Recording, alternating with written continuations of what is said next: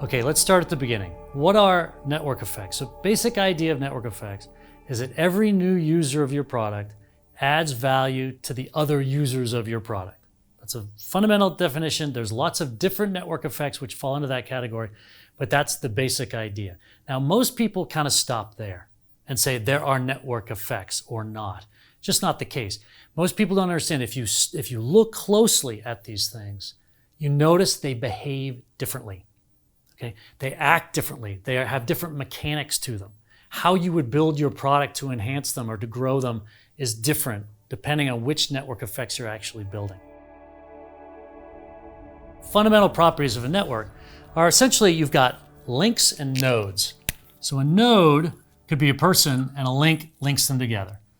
And now you could have a telephone be a node, you could have a person be a node, you could have a three-sided marketplace where you've got 3 different types of nodes. You could have 20 different types of nodes, and you got different structures. You might have a network structure where everyone is an equal, and they're all connected equally. You might have a hierarchical network structure where people are unequal, but they're still all connected in what is a network.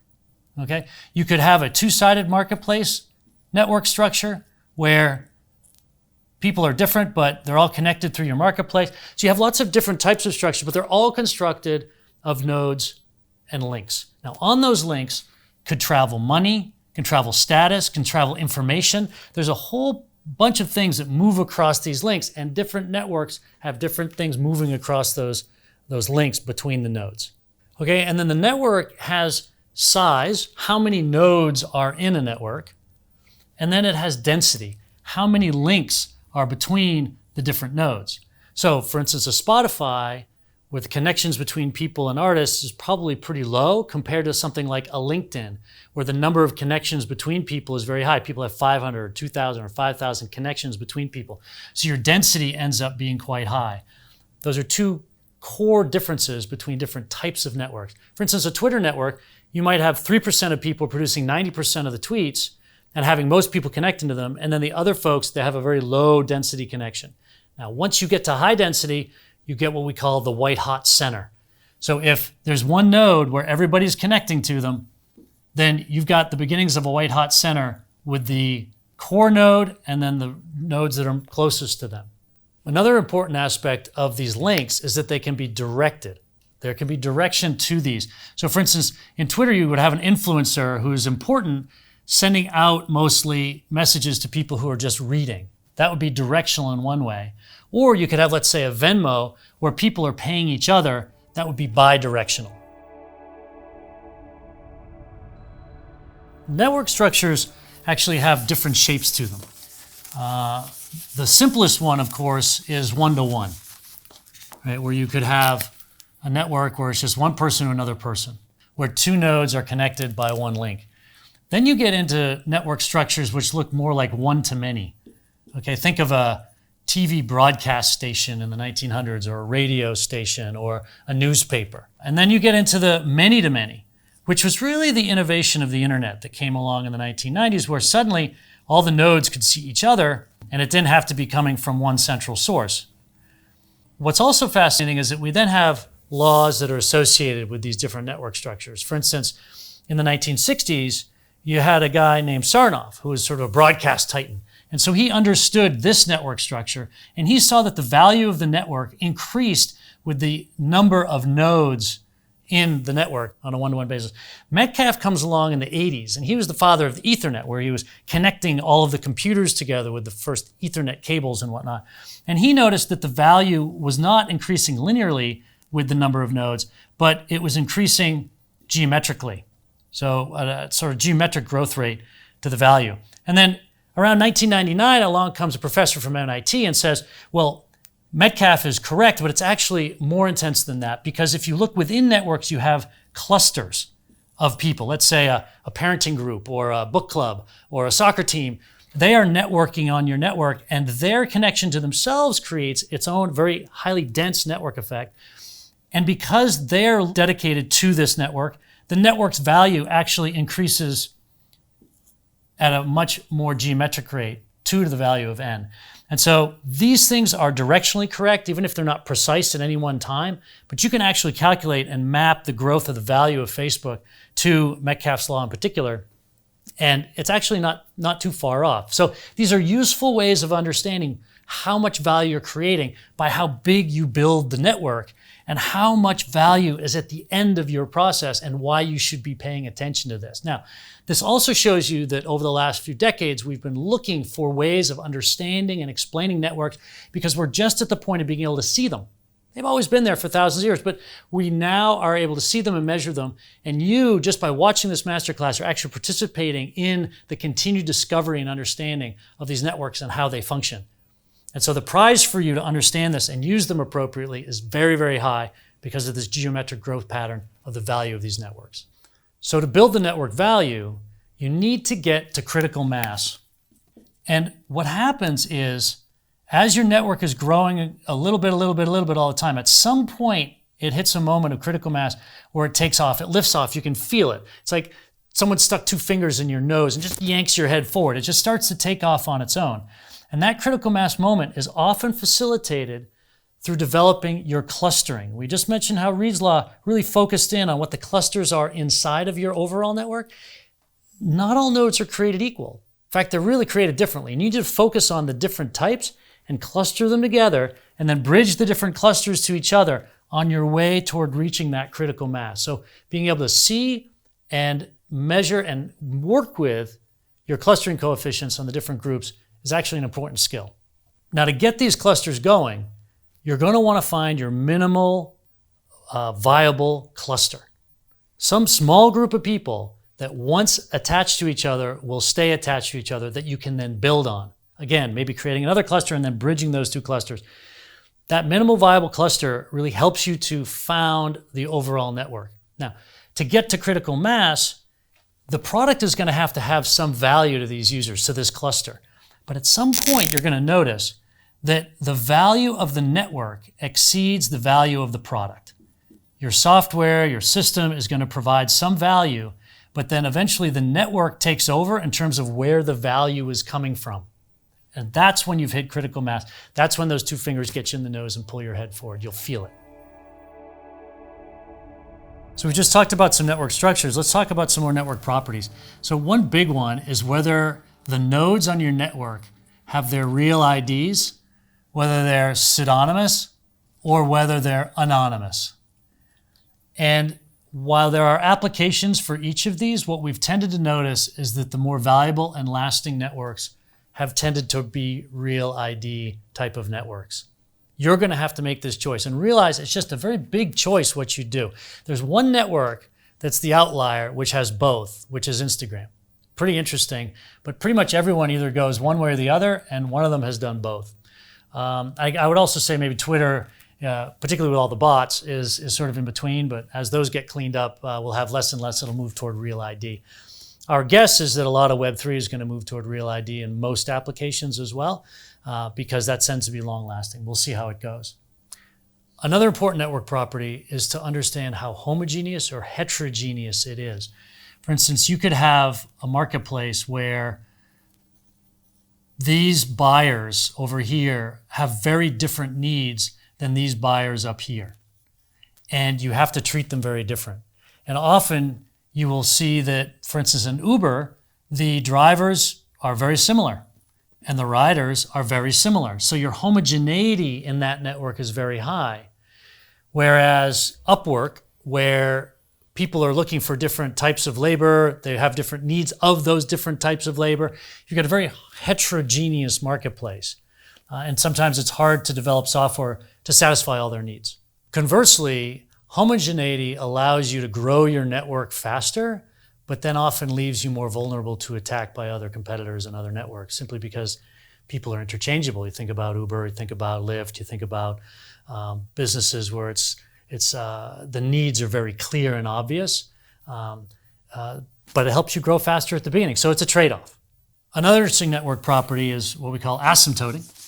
And asymptoting takes place when you might be adding more nodes onto the network, but the value doesn't actually continue to grow. So the value of an Uber network or a Lyft network asymptotes even though you keep getting more drivers on the network, because if you're putting on your jacket or getting your bag, or you need to go to the bathroom before they come, you don't really care if they come faster than 4 minutes.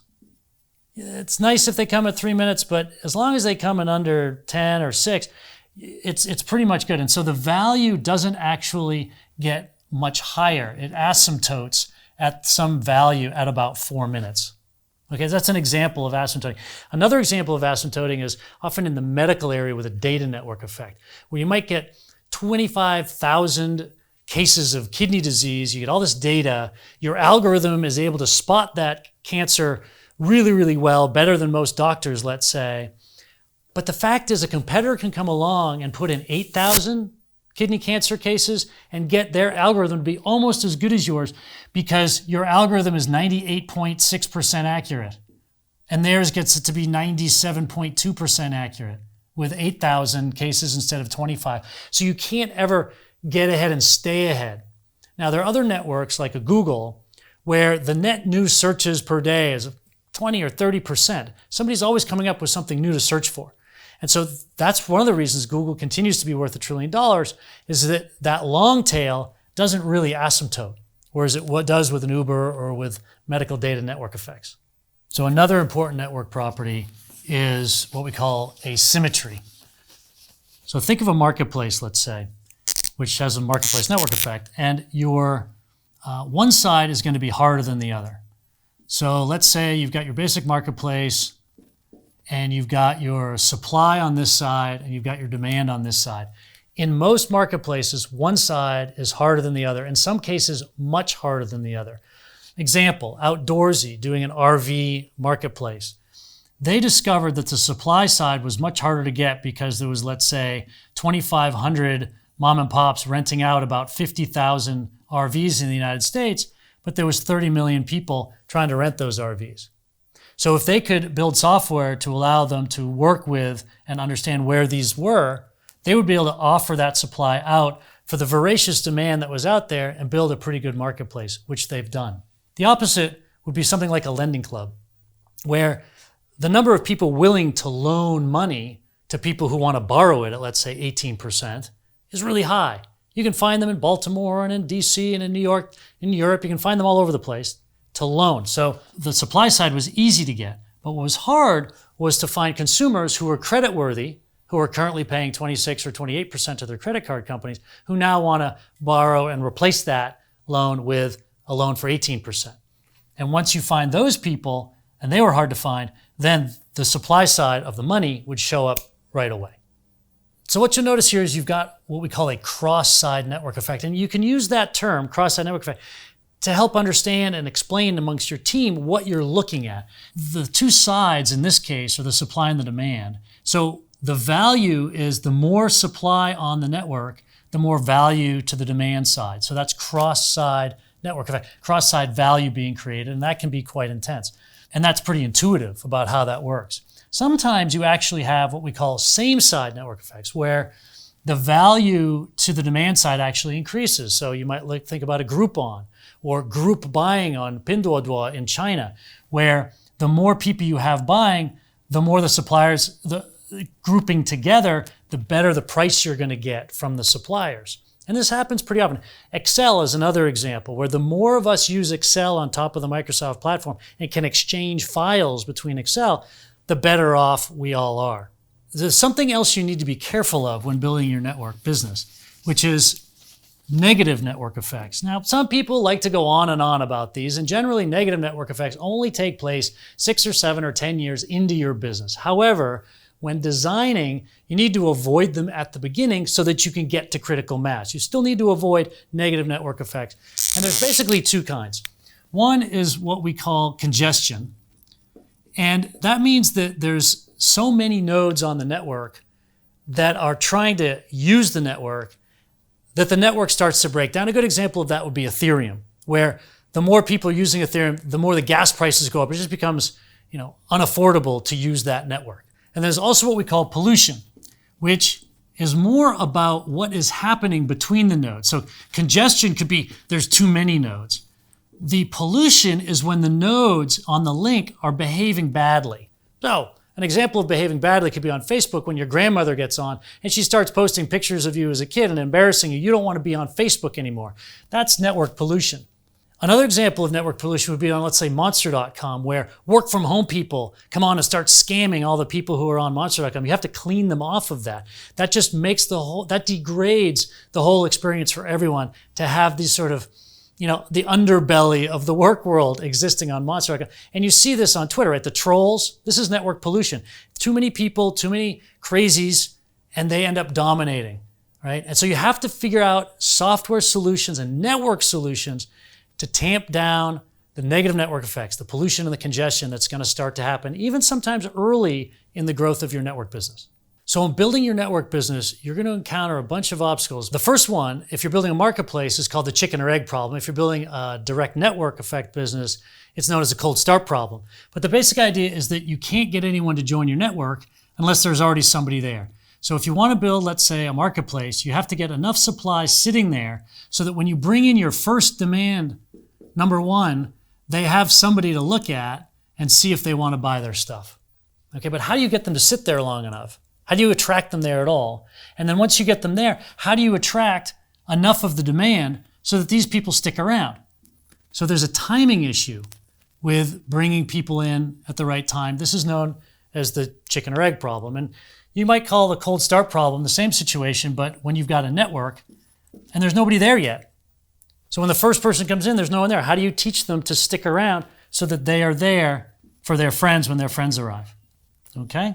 We've actually written about 19 different tactics that can be used to break the chicken or egg problem or the cold start problem. And when you've solved the chicken or egg or the cold start problem, what do you have? You have what we call liquidity. This is a word that's very useful that you can actually measure in your networks.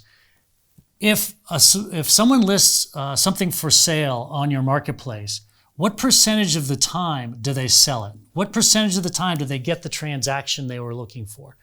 If someone posts on your social network, what percentage of the time do they get likes? Do they get attention? Do they get responses, comments?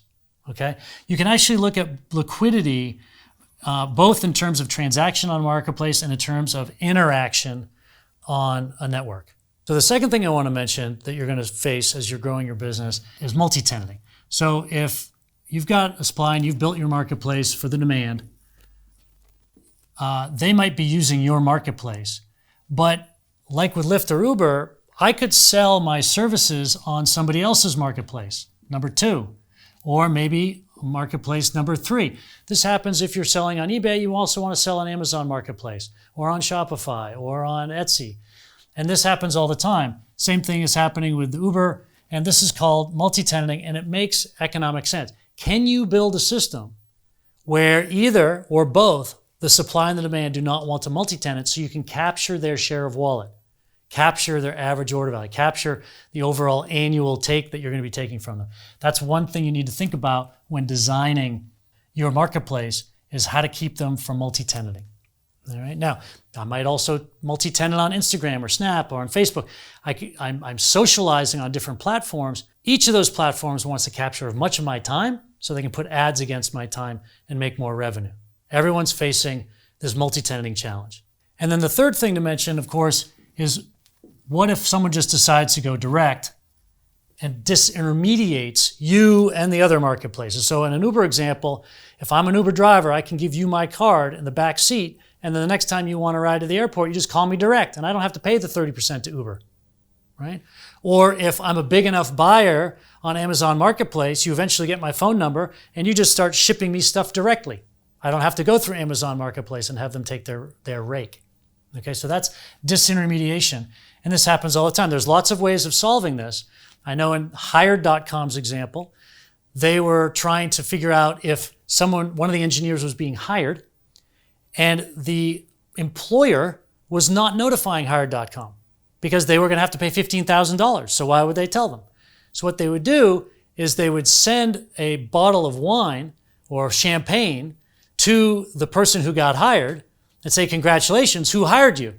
And then they would tell them who hired them. They say, "Hey, I know you just hired that person. Give me my 15 grand. That's how they solved the disintermediation for a time. Now, a couple things to first know. Network effects are not viral effects, and most people mistake this. Okay? Viral effects are when your existing users get you new users for free. There are playbooks for that, and that's great, but that's not what we're talking about. Network effects are about retention. Network effects are about defensibility. Okay? And the defensibility is what ultimately adds value to your product. There have been tons of companies with lots of viral effects, like MySpace or Chatroulette or Daily Booth, that had lots of viral effects, but no lasting retention. And therefore, their companies didn't produce a lot of value in the long term. We want to talk about the network effects that produce value. Okay? So we're not talking about viral effects. So two concepts that aren't network effects but are related to network effects that are just useful for you to understand and be able to talk about with your co-founding team. One is just linear growth versus geometric growth. We all kind of know what this means. If you are growing every month like this, that's growth. And sometimes you can be happy with that. But what you want is geometric growth, where you start to see a growth rate that goes up and eventually gets very big very quickly. What I would encourage you to do is to notice whether you are growing linearly or geometrically in every aspect of your business, because that helps you engineer how you're approaching building these network effects. Okay? And eventually, I really want to push you to grow for the geometric growth. If you don't have geometric growth in a startup, it's not necessarily a startup. It's okay. You can be encouraged, but until you hit that, you're not really doing what you need to be doing. Okay? Really focus on that geometric growth. Now, the concept of geometric growth has been highly popularized and discussed around the concept of viral growth. Okay, so let's talk about that for a second, because again, viral effects and viral growth is not network effects. Right? Viral growth is where you get your existing users to get you new users for free. That's the idea. We have lots of playbooks for how to do that. We're not going to talk about them in this masterclass, but you can measure this, what's called the K factor, by the number of invitations that your existing users send out times the conversion rate of the person being invited over the time. Okay? For instance, with Evite, they had a viral delay, their time, of about 6 months between when you were invited to a party and when you would use Evite to invite other people to a party.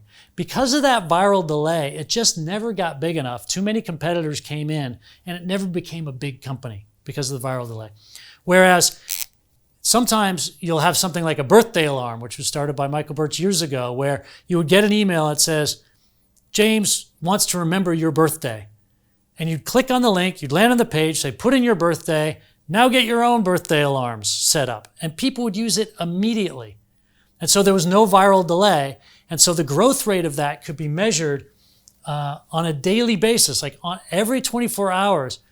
What is the K factor? How much have we grown compared to yesterday? Now, if you get a K factor of 1.01, you will, for many days in a row, you will eventually start growing very geometrically. Okay? And if you can get a viral factor of 1.25, back in the day, maybe 10 or 15 years ago, it was possible to get viral factors as high as 3.0, meaning you would triple every day. And in many cases, we were registering 250,000 people a day. Okay, I know of one application that was registering 2 million people a day on top of the Facebook platform because there was no viral delay. The invites were going out like crazy, and the conversion rate was really high because people were already on Facebook. One click, install the app, easy.